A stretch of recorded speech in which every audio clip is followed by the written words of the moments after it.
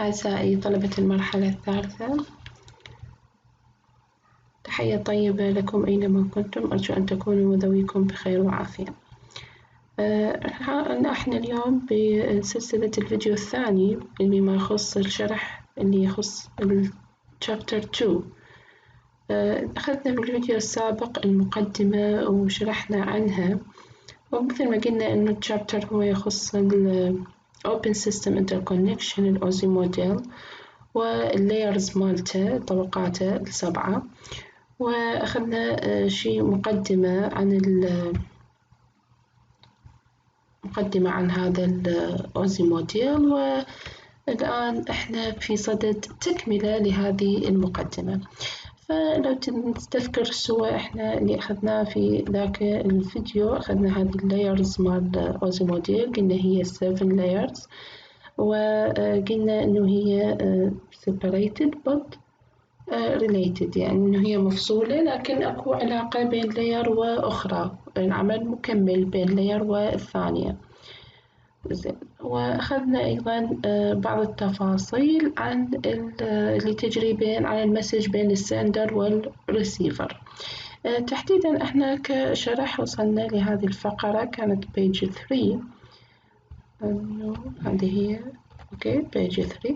هذه هي الفقرة الأولى، شرحناها بوقتها، وضحناها، وقلنا إنه at the physical layer communication is direct. في الطبقة الفيزيكال layer communication is direct. In figure 2.3 device A sends a stream of bits to device B through intermediate nodes. Okay. At the higher layers, however, communication must move down through the layers on device A over through the layers on device B. Now إحنا هنا فد مصطلحين مهمين، يقول عند السندر سايد المفروض اللايرز شبيه المسج move down through the layers، لازم تمر بالاتجاه الأسفل. While however on the device B المفروض هي شو تمر over. لو نستذكر هذا، احنا ذكرنا الكلام، نستذكر أنا الآن مرة أخرى. قلنا إنه هذه هي المسج device A، تبدأ device A at layer 7. Now 7 6 5 4 3 2 and 1 in one تصير streams of bits. Now بالترانسميشن ميديا راح تنتقل بالوسط الناقل. هذا الكلام وين؟ at the center. at the receiver العكس راح يكون صحيح، راح تبدأ at layer 1 وتصعد المسج بالاتجاه الأعلى. Okay. Now 1 2 3 4 5 6 and 7. at 7 راح ترجع مسج كما كانت at the center. Okay. Now كل العمليات اللي أجريت عليها المسج at the center راح تجرى عكسها at the receiver.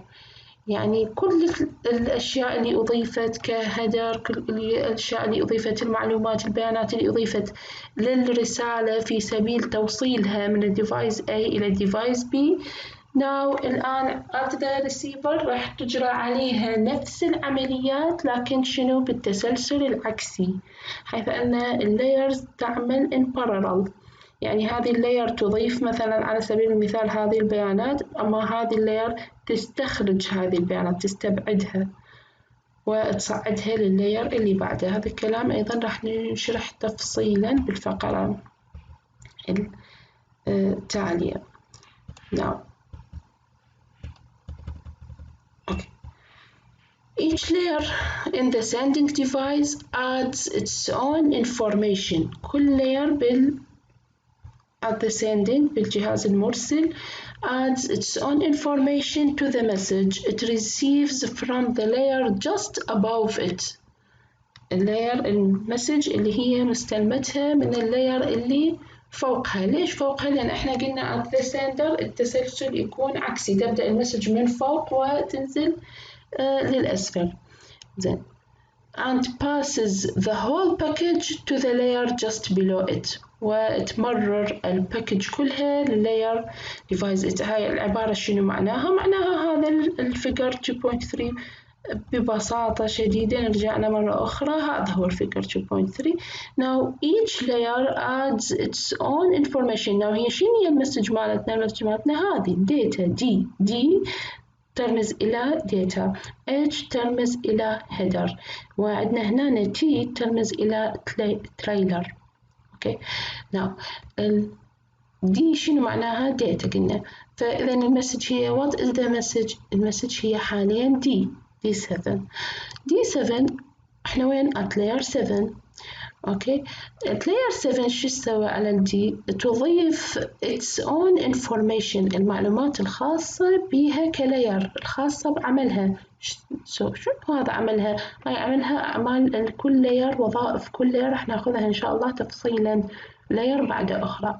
الآن اللاير 7 راح تضيف الهيدر 7 اللي يتضمن its own information، المعلومات الخاصة باللاير 7، وتحولها تمررها إلى اللاير اللي بعدها. احنا إذا at the sender وين اللاير اللي بعدها؟ اللاير اللي بعدها هي D6 أو layer 6. هذا الباكج يعني حزمة واحدة صاروا منه ال H7 and D7 أصبحوا شنو؟ one package. شبيها هذه passes وين تروح إلى layer 6. شو يصير هنا layer 6؟ تصير as D6، تصير كديتا، لأنه هذه ما لها دخل بها اللاير، هاي جايتها حزمة باكج من اللاير اللي قبلها اللاير 7. at layer 6 الآن أصبحت هذه one package. What is the package at layer 6؟ يكون الباكج اللي هي مستلمتها من above layer، من اللاير اللي فوقها. يعني لا، هذه هي D6 تكون as a package مستلمة منين؟ مستلمة من layer 7. ولذلك هذه شو تسوي؟ D6 تضيف its own information as a header and so on. مثل ما قلنا ال H6 and D6 راح تصير شنو؟ one package. تمرر وين؟ تمرر to layer 5. layer 5 شنو تسوي؟ تضيف its own information as a header، تضيف معلوماتها الخاصة بها شلون؟ as a header. وين؟ over the package اللي هي استلمت received from the above layer، يعني على المسج اللي أضيفت أو على الحزمة اللي أضيفت من اللي استلمت العفوا من اللاير الأعلى من عندها and so on. تشوفون دائما هذا الدي الآن أصبح قام يكبر، يعني شوفوا لاحظوا هذه المسج الأصلية، شوفوا هي إيش كبرها. كل لاير تضيف its own information الخاصة بوظائفها. now اسم مثلا as a header. نصل إلى اللاير 2 اللي هي إذا تذكرون إحنا عندنا physical layer اللي فوقها شنو اسمها؟ data link layer. الداتا link layer هذه تضيف its own information as a header and trailer، يعني راح تضيف بيانات ببداية المسج وبيانات بنهاية المسج. راح ناخذها أيضا إن شاء الله تفصيلا ويا وظائف الداتا link layer، نشوف شنو هي البيانات اللي تضاف as a header وشنو هي البيانات اللي تضاف as a trailer. Now at layer هذا الكلام كله وين؟ at layer 2. at layer 2 هذه one package، لاحظوا مسافتها ايش كبرها صارت. هذه هي المسج الأصلية مالتنا نفسها اللي كانت هذا الكبر مالتها، وبدأت تكبر شوي تتزايد إلى أن وصلت هنا أصبح هذا الكبر مالتها. هذا الكبر مالتها now it passes وين؟ تمرر إلى اللاير اللي تحتها اللي هي هذه الفيزيكال لاير layer 1. at layer 1 أصبحت شنو؟ stream of bits.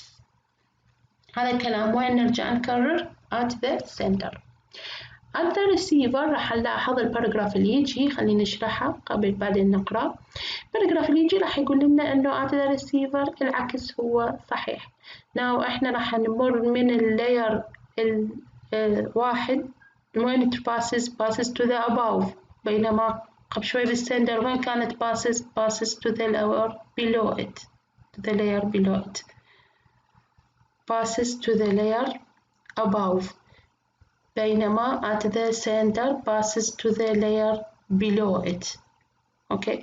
now at the receiver المسج قلنا شبيها passes تمر بالعكس بالاتجاه المعاكس بحيث تصعد above تصعد لي فوق. لاحظوا هذا السهم هنا اتجاه المسج للأعلى بينما هذا السهم اتجاه المسج للأسفل. زين شو يصير أثناء انتقالها بين اللايرز at the receiver؟ قلنا at the sender يضاف دائما يضاف الهيدر. نلاحظ at the receiver العكس صحيح. هنا اكو فد مصطلح يقول لنا unwrapped يعني رابط هو التفاف unwrapped فك الالتفاف يعني ينفك هذه الهيدر راح ينفك هذا الهيدر ويهمل وتصعد المسج إلى اللاير اللي فوقها above راح يكون passes to the above هنا passes to the below. الآن لما تمر زين هذا شنو يتضمن الهيدر اللي استبعدته أو فتحته هاي الطبقة؟ الهيدر الخاص ببيانات اللي هي ضايفتها its own information اللي ضافتها هنا نفس اللاير راح تفك هاي its own information اللي بعد ما حاجة لها وصلت المسج. احنا كنا ضايفيها هناك في سبيل إيصال المسج إلى الريسيفر، لكن الآن وصلت المسج للريسيفر وبالتالي أي on information راح تبدي كل لاير تفتح its own information. راح تشوفون إنه المسج أصبحت شنو هالمرة تتناقص. Now layer 1 فتحت الهيدر مالتها صعدت هذه ال D2 ال D1 طبعا هذه هي كلها وكان بها الهيدر 1 صعدت لي فوق تجزأت شلون؟ تجزأت 3 أجزاء. إيش معنى هنا 3 أجزاء؟ لأن هذه هي الداتا لينك لاير وين؟ at the receiver. شو تسوي الداتا لينك لاير at the receiver؟ تستبعد التريلر وتستبعد الهيدر ال H2 وال T2 راح تستبعدها تفتحها من المسج وتصعد ما تبقى as a data وين؟ لللاير اللي فوقها. and so on كل لاير تبدأ تفتح الهيدر الخاص بها إلى أن تصل المسج. تلاحظون هذا كبرها كما بدأت من هنا. أوكي هذا الكلام موجود بالباراجراف الآخر هيدا نشوفه من صفحة 3 هنا. أوكي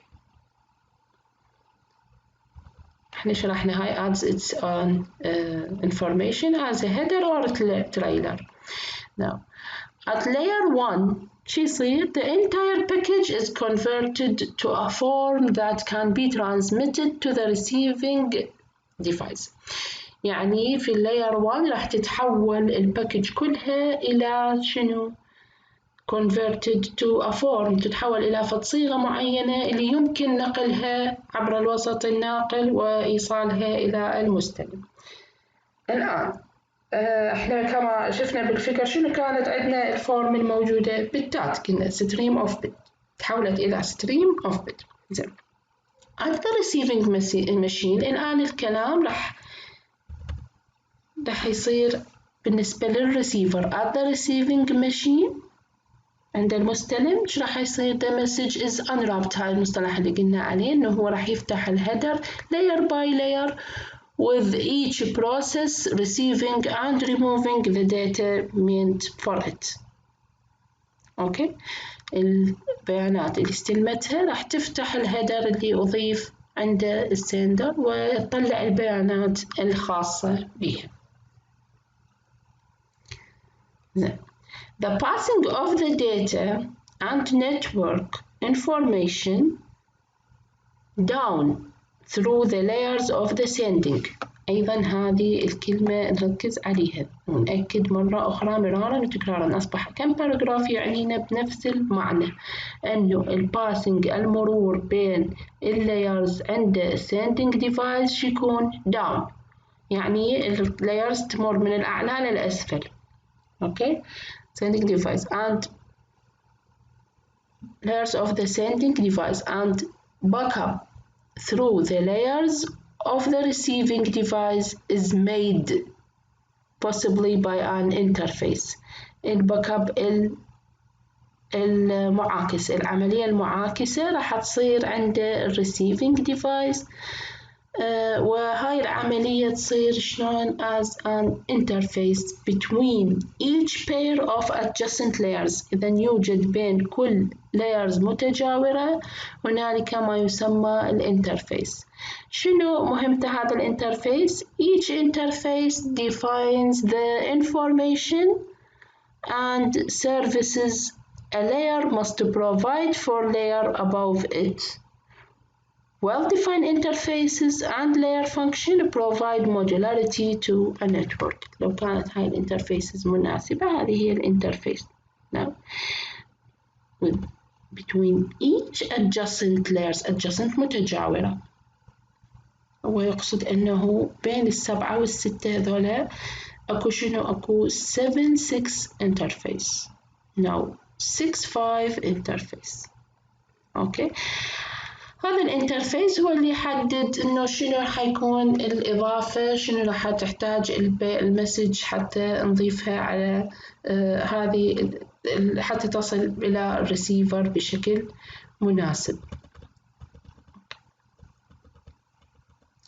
In figure 2.3, which gives an overall view of the OSI layers D7 حيشرح على الفيجر 3 اللي احنا الآن حكيناها. راح يقصد أنه كل D أقصد بها data مثل ما قلنا، كل H أقصد بها header and كل T أقصد بها شنو؟ trailer. Now D7 معناها الداتا at layer 7. H7 معناها الهيدر at layer 7. Okay and so on. هذا الكلام احنا شارحيه، لا بس أن نقراه حتى نعزز اللي شرحناه. In figure 2.3 which gives an overall اللي يعطينا فد نظرة عامة an overall view of the OSI layers. D7 means the data unit at layer 7. D6 means the data unit at layer 6. أعتقد الكلام واضح. يعني الوحدة البيانية اللي موجودة على layer 7 هاي من هو D7. D6 الوحدة البيانية الموجودة على layer 6 and so on وهكذا. The process starts at layer 7.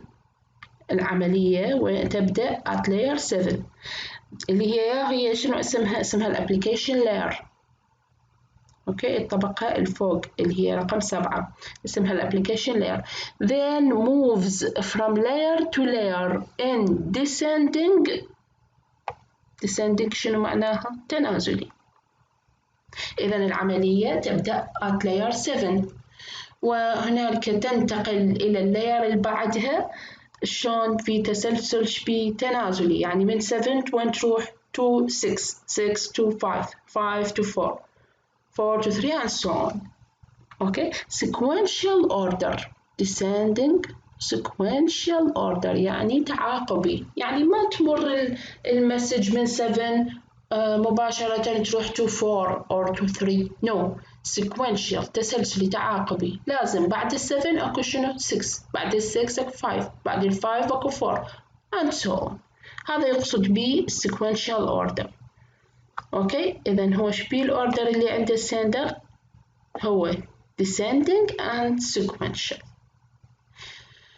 At each layer a header or possibly trailer. في كل layer راح نضيف header ومحتمل نضيف trailer مثل ما شفنا at layer 2 can be added to the data unit. ممكن إضافته إلى data unit. Upon reaching its destination عندما تصل المسج عند الديستنيشن عند الريسيفر يقصد the signal passes into layer 1 and is transformed back into digital form. إذن هي راح تمر من خلال اللاير 1 وتمر تتحول مرة أخرى إلى digital form. The data units then move back up. الآن الحركة راح تكون شلون up through the OSI layers بالاتجاه الأعلى. Then as each block of data reaches the next higher layer. لما كل ما يصل block of data as يعني كلما وصل البلوك of data إلى الهاير layer إلى الطبقة الأعلى شي يصير the headers and trailers attached to it in the corresponding sending layer are removed. شنو هي removed؟ الهيدر and trailer. أي header and trailer اللي هي شبيهة اللي attached اللي هي ألحقت عشان attachment سامعين بالattachment اللي هي أضيفت أو ألحقت بالداتا وين؟ at the corresponding layer باللاير المتقابلة. Now يعني layer 3 مثلا هي شبيها removed شنو؟ removed الهيدر 3 اللي هو اللي هو attached to data at the corresponding layer اللي هو أضيف للداتا في الطبقة المقابلة إلها at the sending side. أوكي، يعني layer 3 مسؤولة عن إزالة الهيدر 3، هي ما عليها بالهيدر 4 ولا عليها بالهيدر 5. ليش؟ لأنه مو اللاير 3 بالسندنج هي اللي أضافته، هي تزيل ما أضافته اللاير المقابلة إلها. لاحظ لاير 2 راح تزيل شنو؟ عندها مهمة أن تزيل الهيدر عن تريلر. ليش؟ لأنه هاي الهيدر والتريلر أضيفت للداتا شو وقت؟ at the layer 2 when at the sending side. هي attached to layer 2 at the sending side. أتمنى تكون العبارة واضحة. أعتقد أنه هذه اللاير تضيف البيانات اللي تم إضافتها، العفو تزيل البيانات اللي هذه اللاير تزيل البيانات التي تم إضافتها at the sending side. نعم. Okay, are removed. and actions appropriate وتتخذ الإجراء المناسب to that layer are taken. أوكي، الإجراء المناسب appropriate مناسب. actions الإجراءات المناسبة to that layer are taken تتخذ. by the time it reaches layer 7 وصلنا layer 7 يعني وصلت المسج للنهاية. the message is again in a form appropriate to the application and is made available to the recipient للمستلم.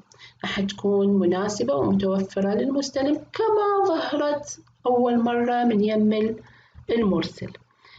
Figure 2.3 reveals another aspect of data communication in the OSI model. يعني هذا الفيجر 2.3 يوضح فد جانب آخر another aspect جانب of the data communications in the OSI model اللي هو المصطلح اللي اسمه شنو؟ encapsulation. encapsulation يعني أنه أحتوي الداتا مالتي أخليها مثل الكبسولة أغلفها. أوكي، هذا نسميه encapsulation. a packet هي عبارة عن شنو الباكت؟ header and data at level 7 is encapsulated تغلف وين؟ in a packet at the level 6. The whole packet at level 6 is encapsulated in a packet at level 5 and so on. هذا هو الفكر. يقول header and data package هذه مالتي شبيها encapsulated وين؟ at the layer 6. يعني شنو encapsulated؟ يعني ولفت. بيش ولفت بالH6. وهذه بررت as a package as a data وين تروح لللاير 5. layer 5 بالنسبة لها هذه data جاية من فوق فما لها دخل بيها. هي شو تسوي؟ بالعكس تضيف عليها encapsulated. فهذا مصطلح جدا مهم. encapsulated هو عملية إضافة الهيدر and or trailer. ممكن نضيف trailer ممكن ما نضيفه، لكن هو إضافة الهيدر. هذه مصطلح مهم encapsulated اللي هو واضح أيضا بالفيجر 2.3.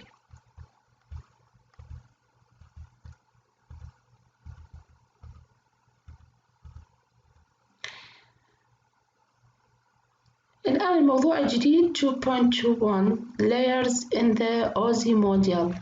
الطبقات في Open System Interconnection. في هذا السكشن راح نشرح layer ونشوف شنو مهام كل layer، شنو الوظائف المسؤولة عنها هذه اللاير، شنو اللاير اللي سابقة إلها، شنو اللاير اللي تليها، شنو علاقتها بالسابقة وباللي تليها، شنو يصير عليها بالسندر، شنو يصير عليها بالريسيفر. بس احنا طبعا الآن نتوقف بهذا القدر، وإن شاء الله الفيديوهات اللاحقة راح تتضمن كل لاير لوحدها هي والفانكشنز مالتها حتى تكونون مسيطرين عليها، حتى اللاير أيضا اللي عندكم بها مشكلة تفتحوها وتعيدوها أكثر من مرة.